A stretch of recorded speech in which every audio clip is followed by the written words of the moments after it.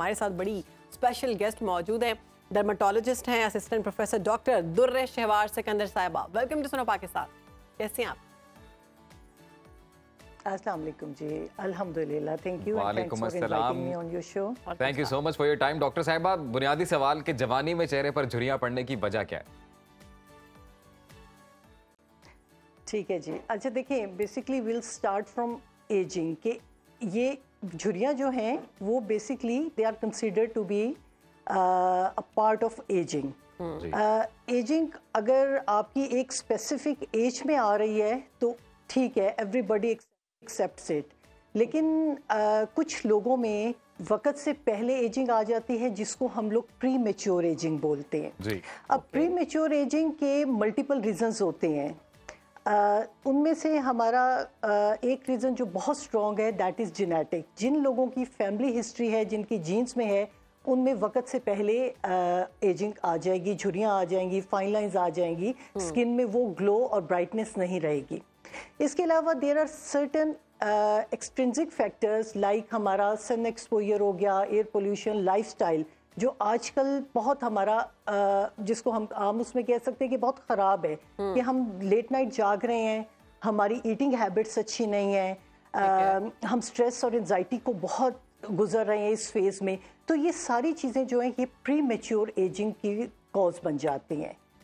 Doctor साहबा, वक्त से पहले अगर झुर्रियाँ पड़ जाती हैं किसी को, और बहुत सारे लोग हम ऐसे देखते हैं कि वो अर्ली 30s में होते हैं और उनको झुर्रियाँ पड़ी होती हैं, स्ट्रेस की वजह से हैं या फिर एंजाइटी की वजह से हैं या फिर वैसे जेनेटिक उनको ये उनकी स्किन इस तरह की है, तो क्या करना चाहिए उनको वक्त से पहले कि वो इस चीज़ से बचें? देखिए जी, अपनी नॉर्मल रूटीन में मैं हमेशा अपने पेशेंट्स को कहती हूँ कि whenever we are stepping in 30s में एंटर होते ही आपने अपना एक तो लाइफस्टाइल बेहतर करना है if you want to maintain yourself. उसके साथ आपने अपनी स्किन की केयर करनी है। कुछ हम आपको टॉपिकल एप्लीकेशंस बताते हैं, लाइक आपका according to your skin type आपका एक अच्छा फेस वॉश होगा, आपका sun block according to your skin type वो ज़रूरी है, और उस सब के साथ हमारी एंटी एजिंग क्रीम्स आती हैं। एंटी एजिंग क्रीम्स का बहुत रोल है। ये काम करती है जो डिफरेंट ब्रांड्स की एंटी एजिंग क्रीम्स हैं भारी भारी रकम के साथ? यस, वही चीज़ मैं भी आपको बताने लगी थी कि जो एंटी एजिंग क्रीम्स हैं not cause a miracle. Miracle हम उस चीज़ को बोलते हैं कि जो एक ट्रीटमेंट हमने पेशेंट को दिया और फौरन आपके रिंकल्स गायब हो गए। अब अगर आपको मिरेकल चाहिए होगा तो हम आपको बोटॉक्स, फिलर, थ्रेड्स और इस तरह के हमारे पास मल्टीपल ट्रीटमेंट्स होते हैं, हम उन पे लेके आएंगे। लेकिन अगर हम आपको ये सब कुछ भी कर रहे हैं, ये ट्रीटमेंट करवाने के बावजूद भी you have to moisturise your skin, और आपकी एंटी एजिंग क्रीम्स जो हैं उनका बहुत रोल है। क्यों? क्योंकि आप जिस तरह हम डेली हमें एक फूड रिक्वायरमेंट है हमारी बॉडी की, इसी तरह हमारी स्किन को उसकी प्रॉपर न्यूट्रिशन चाहिए है, तो वो न्यूट्रिशन हमारी इन क्रीम से मिलती है। और एंटी एजिंग क्रीम में एक बड़ा रॉन्ग कॉन्सेप्ट है कि हमने सिर्फ पूरा दिन कुछ नहीं लगाया फेस पे, एट नाइट आपने जाके 2-4 क्रीम्स या सीरम्स लगा ली। तो हमारे पास एंटी एजिंग डे क्रीम्स आती हैं and anti ageing night creams आती हैं, एंड बोथ वर्क, और दोनों की बहुत ज़्यादा ज़रूरत है। ठीक है डॉक्टर साहब, ये भी बताइएगा कि ये एजिंग वाला इशू है, ये ख़वातीन और मर्द दोनों में एक जैसा ही है या ये जेंडर में भी वेरी करता है? देखिए, फीमेल में थोड़ा जल्दी आ जाता है। उसका रीज़न ये है कि हमारी सोसाइटी में एक जो स्ट्रेस और जो वर्कलोड जो है वो फीमेल पे थोड़ा और तरह का घर का है। Secondly, most of the time female अपने आप को इतना अपने घर में इन्वॉल्व कर लेती हैं कि हमारे पास जब पेशेंट आता है तो वो हमें कहते हैं कि जी मैं तो 2-2 दिन तक फेस भी वॉश नहीं करती क्योंकि I have to see my kids, my family. तो वो इन चीज़ों में वो अपनी केयर करना छोड़ देती हैं जी। तो नॉर्मली फीमेल में ज़रा जल्दी आ जाता है एज़ कम्पेयर टू मैन। अच्छा डॉक्टर साहब, कुछ लोग जो हैं वो अपनी डेली खुराक की अगर बात की जाए, ग़िज़ा में भी सप्लीमेंट्स का इस्तेमाल करते हैं कि हम हमारी स्किन जो है वो फिट रहे, तो ये सही?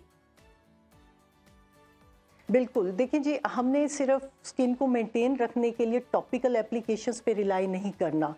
मैं हमेशा एक चीज़ कहती हूँ कि the skin is reflection of everything, whatever we are eating, whatever we are facing in a sense कि हमारा लाइफस्टाइल क्या है, हम अपनी लाइफ में कितनी स्ट्रेस देख रहे हैं, कितनी एंजाइटी देख रहे हैं, और हम क्या खा रहे हैं। तो सप्लीमेंट्स अगर आप बैलेंस डाइट ले लेते हैं तो वो बहुत अच्छी बात है, लेकिन अनफॉर्चुनेटली इस टाइम पे हम बैलेंस डाइट नहीं ले सकते बिकॉज नथिंग इज प्योर। तो इट्स बेटर कि आप एक सप्लीमेंट को ऐड करें बीच में। अच्छा, एक तो झुर्री आना, एक होता है कि हमारे चेहरों पे ना पोर्स खुल जाते हैं एक एज के बाद, तो उसके लिए क्या करना चाहिए?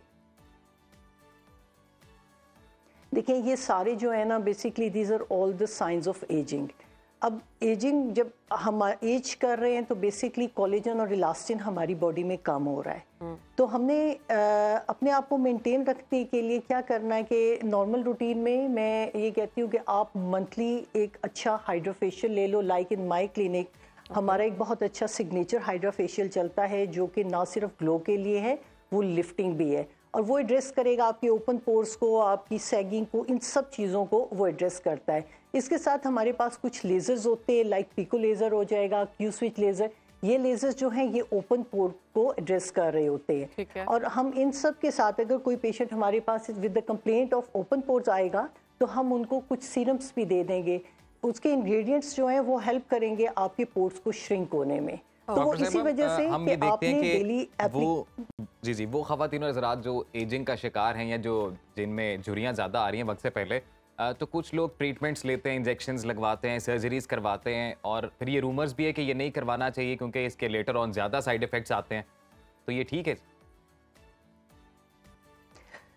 देखिए बेसिकली बात ये है कि दो चीज़ें हैं इसमें। एक तो आपने कहा कि ये ट्रीटमेंट्स कराते हैं, देखिए ट्रीटमेंट्स का रिजल्ट आता है, बट मैं हमेशा अननेसेसरी ट्रीटमेंट्स के खिलाफ हूँ। We should always start with your topical applications with a good skin care regime. अगर आपको ये लग रहा है कि आपने अपनी एंटी एजिंग क्रीम स्टार्ट कर ली है, आपने सन ब्लॉक स्टार्ट कर लिया, you are moisturising your face और फिर आपको एक अच्छा रिजल्ट मिल रहा है, तो फिर मिनिमम मैं हाइड्रा कहती हूँ कि आप हाइड्रा करा लें या आप आके किसी टाइम पे पीआरपी ले लें। अच्छा, लेकिन कुछ जी जी जी जी हाइड्रा फेशियल जो है वो मंथ में कितनी दफ़ा लेना चाहिए? Once a month. Okay, once a month लेना चाहिए। उसका रीज़न ये है कि पूरे महीने में एक तो होता है कि वो आपकी स्किन को एक्सफोलिएट करता है, हमारी स्किन का एक टर्नओवर होता है नेचुरल। तो जब हम हाइड्रा लेते हैं उसमें आपकी जो डेड स्किन है वो एक्सफोलिएट होती है, आपके जो ब्लॉक पोर्स हैं वो क्लियर होते हैं। फिर हमारे कुछ लिफ्टिंग स्टेप्स हैं जो आपकी स्किन को लिफ्ट देते हैं, ग्लोइंग इफेक्ट्स आते हैं आपकी स्किन पे। उसमें हमारा एलईडी लाइट भी ऐड हुआ होता है जो आपकी एजिंग, ग्लोइंग, हर चीज को एड्रेस कर रहा होता है। वैसे अभी तो पाकिस्तान भर में हाइड्रोफेशियल लीजिए। शादी सीजन चल रहा है तो मर्द हजरात को भी कोई ट्रिप कह रहा हूँ, कोई टिप दे दे, वो भी हाइड्रा फेशियल्स ले सकते हैं? जी मेरे तो क्लिनिक में बहुत फीमेल के साथ मेल भी आ रहे हैं। तो और 50% अगर फीमेल पेशेंट आते हैं तो 50% मेल हैं। तो हमारे पास मेल स्टाफ होता है for the male hydra facials. अब तो मेल वही सारे ट्रीटमेंट्स लेते हैं जो फीमेल ले रही हैं। They are also taking botox, fillers, threads, everything. वाह वाह। अच्छा डॉक्टर साहब, लोग कहते हैं कि ये सारा कुछ छोड़ें, रात को मलाई लगा के सोएं बेसन लगा के सोएं, रात को मलाई लगा के सोएं, बेसन लगा के सोएं, ये बेस्ट है। इसके बारे में क्या कहेंगे? देखिए दीज आर होम रेमेडीज, मैं थोड़ा सा इनके खिलाफ हूँ। उसका रीज़न ये है कि जिसने आपको ये बताया है ही और she doesn't know what is the type of your skin. If you already have an oily skin and you are applying cream over it, तो आपकी स्किन में ऑलरेडी ऑयल ज़्यादा बन रहा है जिसकी वजह से आपके पोर्स ब्लॉक है। जब आपने उसके ऊपर क्रीम लगाई या बेसन लगाई, you have further block the pores और उससे क्या होगा, आपका एकदम ब्रेकआउट आ जाएगा। और देखिए स्किन की जो टाइप है उसके अकॉर्डिंगली आपकी हर एप्लीकेशन है। तो इट्स बेटर कि आप एक अच्छी क्रीम या सीरम लें, नाइट में आप वो लगाएं बजाय इसके कि आप इन चीज़ों में जाएं। डॉक्टर साहब, एक तो है कि जी आप 30 क्रॉस कर रहे हैं ना, 30 के ब्रैकेट में आप एंटर हो रहे हैं, तो तब आपके चेहरे पे कुछ स्पेसिफिक झुर्रियां अगर नमूदार हो रही हैं तो इज इट फाइन कि ये भी अर्ली एजिंग का ही प्रोसेस है? नहीं, इट्स नॉर्मल।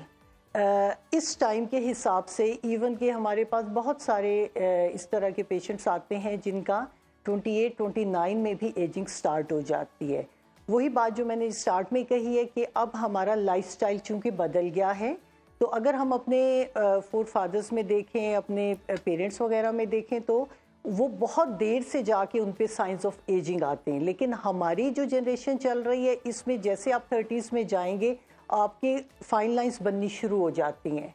क्यों? क्योंकि आपका कोलेजन और इलास्टिन जो है उसकी प्रोडक्शन कम हो जाती है। Collagen give strength to your skin, और जो इलास्टिन है वो आपकी स्किन को इलास्टिक रखता है। तो इन दोनों की डेफिशिएंसी से आपकी फाइन लाइंस और ये अच्छा डॉक्टर साहब, बड़ा अहम सवाल आखिर में मैं आपसे पूछना चाहूंगी, वो ये है कि आपकी खूबसूरती का राज क्या है? हम भी जी मंथली हाइड्रोफेशियल्स लेते हैं। ओके। और अपनी नाइट क्रीम्स का मैं ख्याल रखती हूँ। I am very regular with my sun block, क्योंकि अनफॉर्चुनेटली पाकिस्तान में सन ब्लॉक का इतना कॉन्सेप्ट नहीं है। बट ये जो अल्ट्रा वायलेट रेज हैं ये हमारी स्किन को डैमेज करती हैं, और ये भी एक बहुत स्ट्रॉन्ग रीज़न बन जाता है प्री मेच्योर एजिंग का। तो आप अगर रेगुलर रहते हैं अपनी डे क्रीम्स में, नाइट क्रीम्स में, और मंथ में आप एक दफ़ा खाली हाइड्रोफेशियल भी ले लेते हैं, दैट इज सफिशिएंट। डॉक्टर साहिबा एक और चलें, बहुत शुक्रिया जी आपके वक्त का। डॉक्टर दुर्र शहवार सिकंदर साहिबा आप हमारे साथ मौजूद रही, और आपने स्किन को किस तरह से हेल्दी रखना है, किस तरह से आपने एजिंग के जो साइंस हैं उनसे बचना है, उससे मुतल्लिक बड़ी फ्रूटफुल उन्होंने टिप्स दी हैं। आप कहीं भी हो, वक्त कोई भी हो, बाखबर रहिए दुनिया के हालात व वाक़यात से। अभी सब्सक्राइब कीजिए सुनो न्यूज़ के YouTube चैनल को और क्लिक करें बेल आइकन को, ताकि आप हमेशा बाखबर रह सकें।